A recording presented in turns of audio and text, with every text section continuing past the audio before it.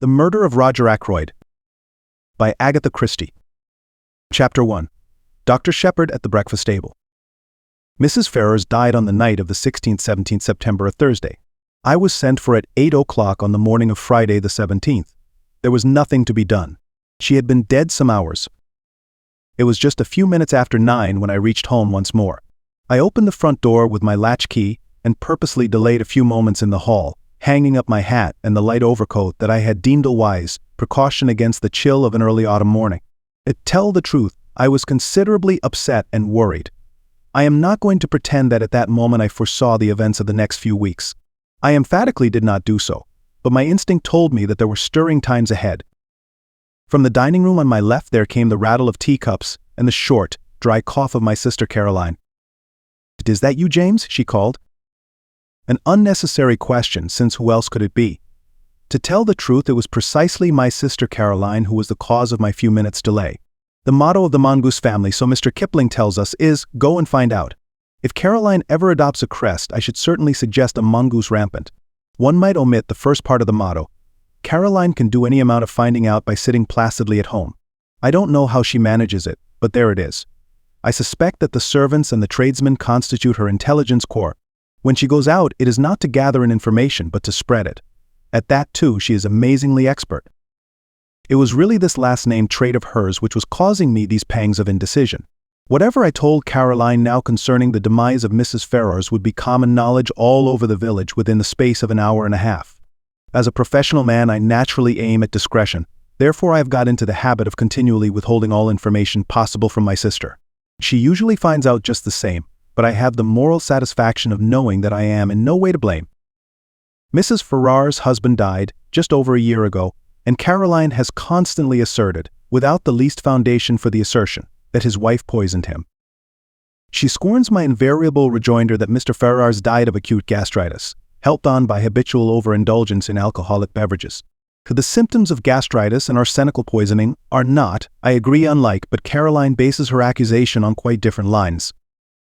"You've only got to look at her," I have heard her say. Mrs. Ferrars, though not in her first youth, was a very attractive woman, and her clothes, though simple, always seemed to fit her very well. But all the same, lots of women buy their clothes in Paris and have not, en avenue, necessarily poisoned their husbands. As I stood hesitating in the hall, with all this passing through my mind, Caroline's voice came again, with a sharper note in it. "What on earth are you doing out there, James? Why don't you come and get your breakfast?" "Just coming, my dear," I said hastily. "I've been hanging up my overcoat." "You could have hung up half a dozen overcoats in this time." She was quite right. I could have. I walked into the dining room, gave Caroline the accustomed peck on the cheek, and sat down to eggs and bacon. The bacon was rather cold. "You've had an early call," remarked Caroline. "Yes," I said. "King's paddock, Mrs. Ferrars." "I know," said my sister. "How did you know?" "Annie told me." Annie is the house parlor maid, a nice girl, but an inveterate talker. There was a pause. I continued to eat eggs and bacon. My sister's nose, which is long and thin, quivered a little at the tip, as it always does when she is interested or excited over anything. "Well?" she demanded. "A bad business. Nothing to be done. Must have died in her sleep." "I know," said my sister again. This time I was annoyed. "You can't know," I snapped. "I didn't know myself until I got there, and I haven't mentioned it to a soul yet. If that girl Annie knows, she must be a clairvoyant." "It wasn't Annie who told me. It was the milkman. He had it from the Ferrars cook. As I say, there is no need for Caroline to go out to get information. She sits at home, and it comes to her." My sister continued. "What did she die of? Heart failure?" "Didn't the milkman tell you that?" I inquired sarcastically. Sarcasm is wasted on Caroline. She takes it seriously and answers accordingly. "He didn't know," she explained. After all, Caroline was bound to hear sooner or later. She might as well hear from me. "She died of an overdose of veronal. She's been taking it lately for sleeplessness. I must have taken too much." "Nonsense," said Caroline immediately. "She took it on purpose. Don't tell me." It is odd how, when you have a secret belief of your own, which you do not wish to acknowledge, the voicing of it by someone else will rouse you to a fury of denial. I burst immediately into indignant speech. "There you go again," I said, rushing along without rhyme or reason. Why on earth should Mrs. Ferrars wish to commit suicide? A widow, fairly young still, very well off, good health, and nothing to do but enjoy life. It's absurd. It's absurd. Not at all. Even you must have noticed how different she's been looking lately. It's been coming on for the last 6 months. She's looked positively hag-ridden. And you have just admitted that she hasn't been able to sleep. What is your diagnosis? I demanded coldly. An unfortunate love affair, I suppose. My sister shook her head. Remorse, she said, with great gusto. Remorse? Yes, you never would believe me when I told you she poisoned her husband. I'm more than ever convinced of it now. I don't think you're very logical, I objected. Surely if a woman committed a crime like murder, she'd be sufficiently cold-blooded to enjoy the fruits of it without any weak-minded sentimentality such as repentance. Caroline shook her head. There probably are women like that, but Mrs. Ferrars wasn't one of them. She was a mass of nerves. An overmastering impulse drove her on to get rid of her husband, because she was the sort of person who simply can't endure suffering of any kind, and there's no doubt that the wife of a man like Ashley Ferrars must have had to suffer a good deal. I nodded. And ever since she's been haunted by what she did, I can't help feeling sorry for her. I don't think Caroline ever felt sorry for Mrs. Ferrars while she was alive. Now that she has gone where presumably Paris frocks can no longer be worn, Caroline is prepared to indulge in the softer emotions of pity and comprehension. So I told her firmly that her whole idea was nonsense. I was all the more firm because I secretly agreed with some part, at least, of what she had said. But it is all wrong that Caroline should arrive at the truth simply by a kind of inspired guesswork. And I wasn't going to encourage that sort of thing. She will go round the village airing her views, and everyone will think that she is doing so on medical data supplied by me. Life is very trying. Nonsense, said Caroline in reply to my strictures. You'll see, 10 to 1 she's left a letter confessing everything. She didn't leave a letter of any kind, I said sharply, and not seeing where the admission was going to land me. Oh, said Caroline, so you did inquire about that, did you? I believe, James, that in your heart of hearts you think very much as I do. You're a precious old humbug. But one always has to take the possibility of suicide into consideration, I said repressively. So this could be an inquest. There may be. It all depends. If I am able to declare myself absolutely satisfied that the overdose was taken accidentally, an inquest might be dispensed with. And are you absolutely satisfied? Asked my sister shrewdly. I did not answer, but got up from table. Chapter 2. Who's Who in King's Abbot? Before I proceed further with what I said to Caroline and what Caroline said to me, it might be as well to give some idea of what I should describe as our local geography. Our village, King's Abbot, is, I imagine, very much like any other village. Our big town is Cranchester, 9 miles away. We have a large railway station, a small post office, and 2 rival general stores. Able-bodied men are apt to leave the place early in life, but we are rich in unmarried ladies and retired military officers. Our hobbies and recreations can be summed up in the one word, gossip. There are only 2 houses of any importance in King's Abbot. One is King's Paddock, left to Mrs. Ferrars by her late husband. The other, Fernley Park, is owned by Roger Ackroyd. Ackroyd has always interested me by being a man more impossibly like a country squire than any country squire could really be. He reminds one of the red-faced sportsman who always appeared early in the first act of an old-fashioned musical comedy, the setting being the village green. They usually sang a song about going up to London. Nowadays we have reviews, and the country squire has died out of musical fashion. Of course, Ackroyd is not really a country squire. He is an immensely successful manufacturer of, I think, wagon wheels. He is a man of nearly 50 years of age, rubicund of face and genial of manner.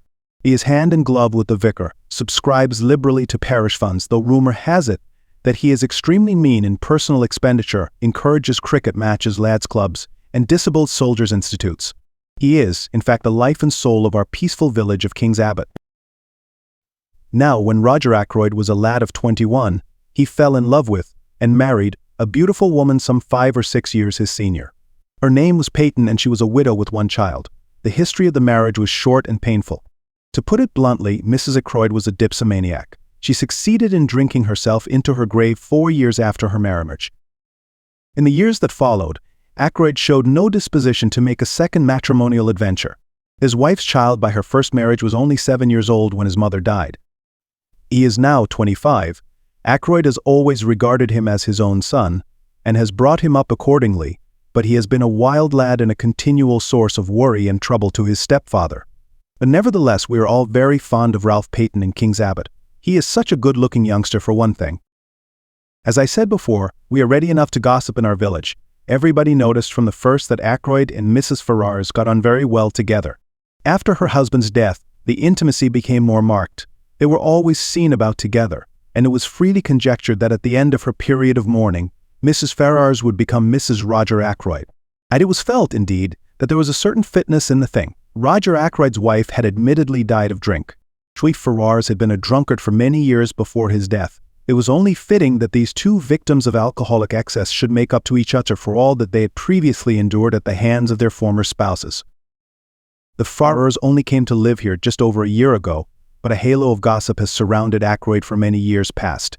All the time that Ralph Payton was growing up to manhood, a series of lady housekeepers presided over Ackroyd's establishment, and each in turn was regarded with lively suspicion by Caroline and her cronies. It is not too much to say that for at least 15 years the whole village has confidently expected Ackroyd to marry one of his housekeepers. The last of them, a redoubtable lady called Miss Russell, has reigned undisputed for 5 years, twice as long as any of her predecessors. It is felt that but for the advent of Mrs. Ferrars, Ackroyd could hardly have escaped. That and one other factor, the unexpected arrival of a widowed sister-in-law with her daughter from Canada. Mrs. Cecil Ackroyd, widow of Ackroyd's ne'er-do-well younger brother, has taken up her residence at Fernley Park, and has succeeded, according to Caroline, in putting Miss Russell in her proper place. I don't know exactly what a proper place constitutes. It sounds chilly and unpleasant, but I know that Miss Russell goes about with pinched lips, and what I can only describe as an acid smile, and that she professes the utmost sympathy for poor Mrs. Ackroyd, dependent on the charity of her husband's brother. The bread of charity is so bitter, is it not? I should be quite miserable if I did not work for my living. I don't know what Mrs. Cecil Ackroyd thought of the Ferrars affair when it came on the tapis. It was clearly to her advantage that Ackroyd should remain unmarried. She was always very charming, not to say gushing, to Mrs. Ferrars when they met. Caroline says that proves less than nothing. Such have been our preoccupations in King's Abbot for the last few years. We have discussed Ackroyd and his affairs from every standpoint. Mrs. Ferrars has fitted into her place in the scheme. Now there has been a rearrangement of the kaleidoscope. From a mild discussion of probable wedding presents, we have been jerked into the midst of tragedy. Revolving these and sundry other matters in my mind, I went mechanically on my round. I had no cases of special interest to attend, which was, perhaps, as well, for my thoughts returned again and again to the mystery of Mrs. Ferrars's death. Had she taken her own life, surely if she had done so, she would have left some word behind to say what she contemplated doing?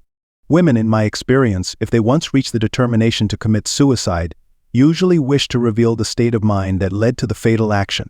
They covet the limelight. When had I last seen her? Not for over a week. Her manner then had been normal enough, considering everything. Then I suddenly remembered that I had seen her, though not to speak to, only yesterday. She had been walking with Ralph Payton, and I had been surprised because I had had no idea that he was likely to be in King's Abbot. I thought, indeed, that he had quarreled finally with his stepfather. Nothing had been seen of him down here for nearly 6 months. They had been walking along, side by side, their heads close together, and she had been talking very earnestly. I think I can safely say that it was at this moment that a foreboding of the future first swept over me. Nothing tangible as yet, but a vague premonition of the way things were setting. That earnest tete-a-tete between Ralph Payton and Mrs. Ferrars the day before struck me disagreeably.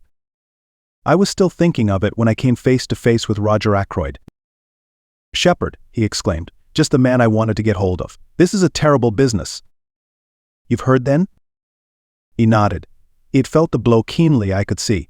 His big red cheeks seemed to have fallen in, and he looked a positive wreck of his usual jolly, healthy self. "It's worse than you know," he said quietly. "Look here, Shepherd, I've got to talk to you. Can you come back with me now?" "Hardly. I've got 3 patients to see still, and I must be back by 12 to see my surgery patients." "Then this afternoon, no, better still, dine tonight. At 7.30. Will that suit you?" "Yes, I can manage that all right. What's wrong? Is it Ralph?"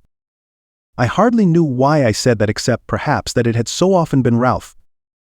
Ackroyd stared blankly at me as though he hardly understood. I began to realize that there must be something very wrong indeed somewhere. I had never seen Ackroyd so upset before. "Ralph?" he said vaguely. "Oh no, it's not Ralph. Ralph's in London, damn. Here's old Miss Gannett coming. And I don't want to have to talk to her about this ghastly business. See you tonight, Shepherd. 7:30. I nodded, and he hurried away, leaving me wondering. Ralph in London. but he had certainly been in King's Abbot the preceding afternoon. He must have gone back to town last night or early this morning, and yet Ackroyd's manner had conveyed quite a different impression. He had spoken as though Ralph had not been near the place for months. I had no time to puzzle the matter out further. Miss Gannett was upon me, thirsting for information. Miss Gannett has all the characteristics of my sister Caroline, but she lacks that unerring aim in jumping to conclusions which lends a touch of greatness to Caroline's maneuvers. Miss Gannett was breathless and interrogatory. Wasn't it sad about poor dear Mrs. Ferrars? A lot of people were saying she had been a confirmed drug taker for years. So wicked the way people went about saying things. And yet the worst of it was, there was usually a grain of truth somewhere in these wild statements. No smoke without fire. They were saying too that Mr. Ackroyd had found out about it, and had broken off the engagement because there was an engagement. She, Miss Gannett, had proof positive of that. Of course I must know all about it, doctors always did, but they never tell. And all this with a sharp, beady eye on me to see how I reacted to these suggestions. Fortunately, long association with Caroline has led me to preserve an impassive countenance, and to be ready with small, non-committal remarks. On this occasion I congratulated Miss Gannett on not joining in ill-natured gossip. Rather a neat counterattack, I thought. It left her in difficulties, and before she could pull herself together, I had passed on. I went home thoughtful, to find several patients waiting for me in the surgery. I had dismissed the last of them, as I thought, and was just contemplating a few minutes in the garden before lunch when I perceived one more patient waiting for me. She rose and came towards me as I stood somewhat surprised. I don't know why I should have been, except that there is a suggestion of cast iron about Miss Russell, a something that is above the ills of the flesh. Ackroyd's housekeeper is a tall woman, handsome but forbidding in appearance. She has a stern eye and lips that shut tightly, and I feel that if I were an under-housemaid or a kitchen maid, I should run for my life whenever I heard her coming. "Good morning, Dr. Shepherd," said Miss Russell. "I should be much obliged if you would take a look at my knee." I took a look, but truth to tell, I was very little wiser when I had done so. Miss Russell's account of vague pains was so unconvincing that with a woman of less integrity of character I should have suspected a trumped-up tale. It did cross my mind for one moment that Miss Russell might have deliberately invented this affection of the knee in order to pump me on the subject of Mrs. Ferrars's death. But I soon saw that there, at least, I had misjudged her. She made a brief reference to the tragedy, nothing more, yet she certainly seemed disposed to linger and chat. "Well, thank you very much for this bottle of liniment, doctor," she said at last. "Not that I believe it will do the least good." Yet I didn't think it would either, but I protested in duty bound. After all, it couldn't do any harm, and one must stick up for the tools of one's trade. "I don't believe in all these drugs," said Miss Russell, her eyes sweeping over my array of bottles disparagingly. "Drugs do a lot of harm. Look at the cocaine habit." "Well, as far as that goes, it's very prevalent in high society. I'm sure Miss Russell knows far more about high society than I do." I didn't attempt to argue with her. "Just tell me this, doctor," said Miss Russell. "Suppose you are really a slave of the drug habit. Is there any cure?" One cannot answer a question like that offhand. I gave her a short lecture on the subject, and she listened with close attention. I still suspected her of seeking information about Mrs. Ferrars. "Now, veronal, for instance," I proceeded. So strangely enough, she didn't seem interested in veronal. Instead, she changed the subject and asked me if it was true that there were certain poisons so rare as to baffle detection. "Ah," I said, "you've been reading detective stories." She admitted that she had. "The essence of a detective story," I said, "is to have a rare poison, if possible something from South America, that nobody has ever heard of, something that one obscure tribe of savages used to poison their arrows with. Death is instantaneous, and Western science is powerless to detect it. That is the kind of thing you mean?" "Yes, is there really such a thing?" I shook my head regretfully. "I'm afraid there isn't. There's Carrere, of course." I told her a good deal about Carrere, but she seemed to have lost interest once more. She asked me if I had any in my poison cupboard, and when I replied in the negative, I fancy I fell in her estimation. She said she must be getting back, and I saw her out at the surgery door just as the luncheon gong went. I should never have suspected Miss Russell of a fondness for detective stories.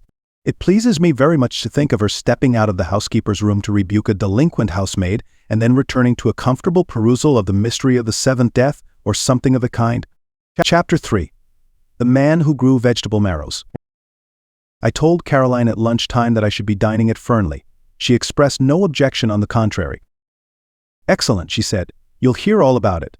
By the way, what is the trouble with Ralph?" "With Ralph?" I said, surprised. "There isn't any." "Then why is he staying at the Three Boars instead of at Fernley Park?"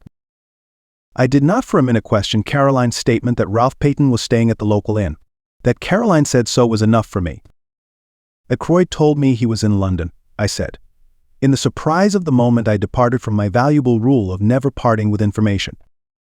"Oh," said Caroline. I could see her nose twitching as she worked on this. "He arrived at the Three Boars yesterday morning," she said, "and he's still there. Last night he was out with a girl." That did not surprise me in the least. Ralph, I should say, is out with a girl most nights of his life. But I did rather wonder that he chose to indulge in the pastime in King's Abbot instead of in the gay metropolis. "Well, one of the barmaids?" I asked. "No, that's just it. He went out to meet her. I don't know who she is." Bitter for Caroline to have to admit such a thing. "But I can guess," continued my indefatigable sister. I waited patiently. "His cousin." "Flora Ackroyd," I exclaimed in surprise. Flora Ackroyd is, of course, no relation whatever really to Ralph Peyton, but Ralph has been looked upon for so long as practically Ackroyd's own son that cousinship is taken for granted. "Flora Ackroyd," said my sister. "So, but why not go to Fernley if you wanted to see her?" "Secretly engaged," said Caroline with immense enjoyment. "Old Ackroyd won't hear of it, and they have to meet this way." I saw a good many flaws in Caroline's theory, but I forbore to point them out to her.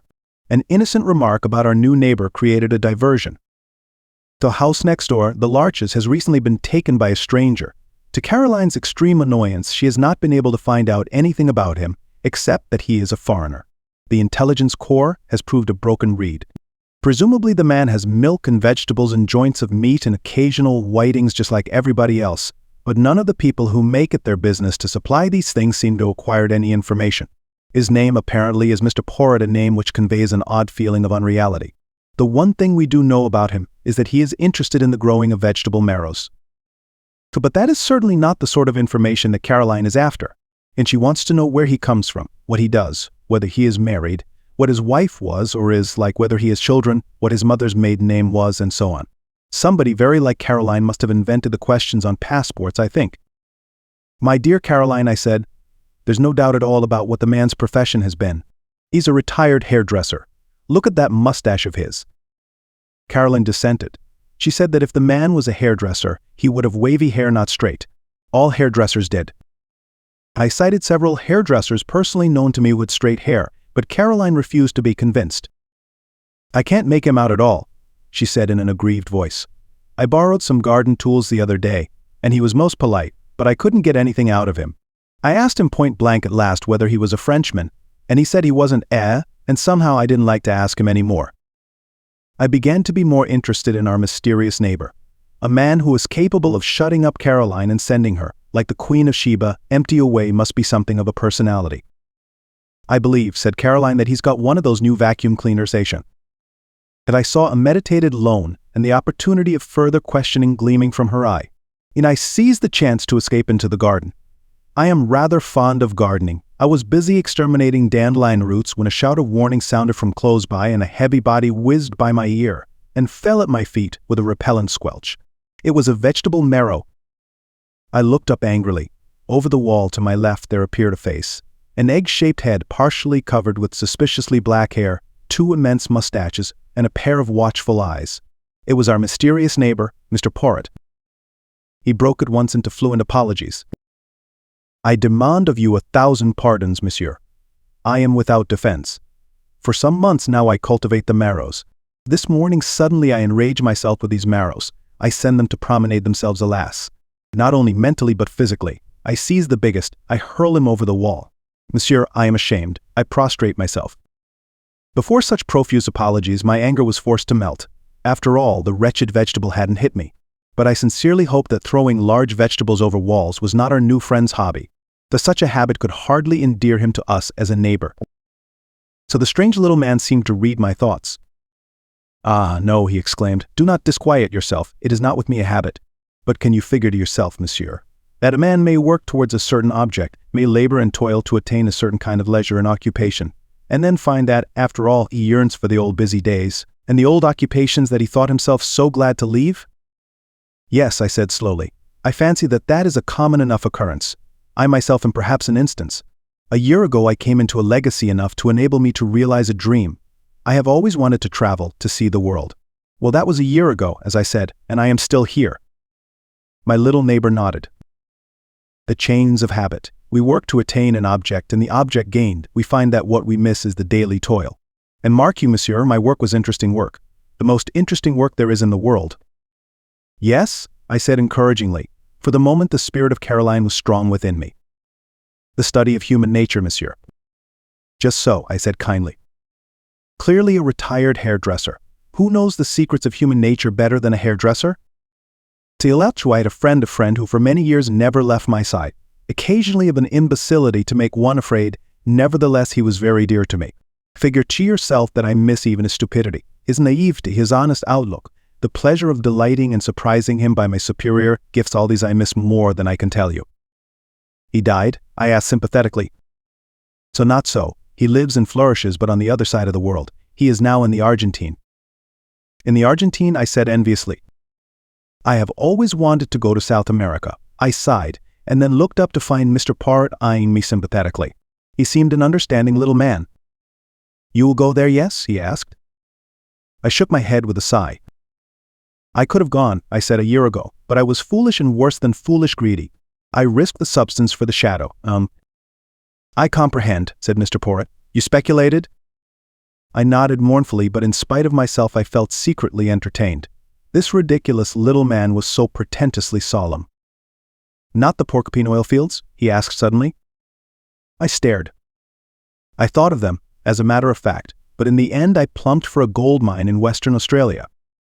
My neighbor was regarding me with a strange expression which I could not fathom. It is fate, he said at last. What is fate? I asked irritably. So that I should live next to a man who seriously considers porcupine oil fields, and also West Australian gold mines. Tell me, have you also a penchant for auburn hair? I stared at him open-mouthed, and he burst out laughing. No, it is not the insanity that I suffer from. Make your mind easy. It was a foolish question that I put to you there, for see you, my friend of whom I spoke was a young man, a man who thought all women good and most of them beautiful. But you are a man of middle age, a doctor, a man who knows the folly and the vanity of most things in this life of ours. Well, we are neighbors. I beg of you to accept and present to your excellent sister my best marrow. He stooped, and with a flourish produced an immense specimen of the tribe, which I duly accepted in the spirit in which it was offered.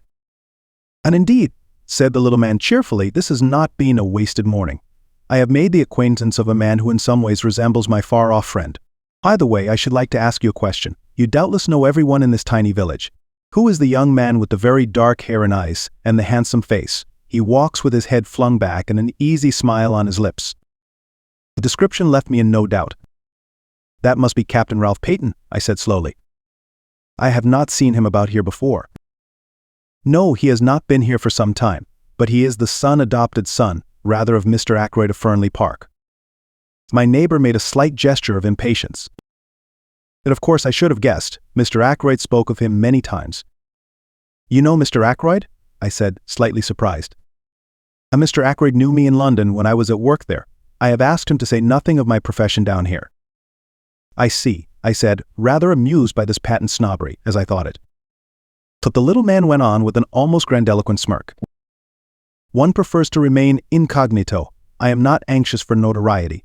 I have not even troubled to correct the local version of my name. Indeed, I said, not knowing quite what to say. Captain Ralph Peyton, mused Mr. Porritt. And so he is engaged to Mr. Ackroyd's niece, the charming Miss Flora. Who told you so? I asked, very much surprised. So Mr. Ackroyd. About a week ago.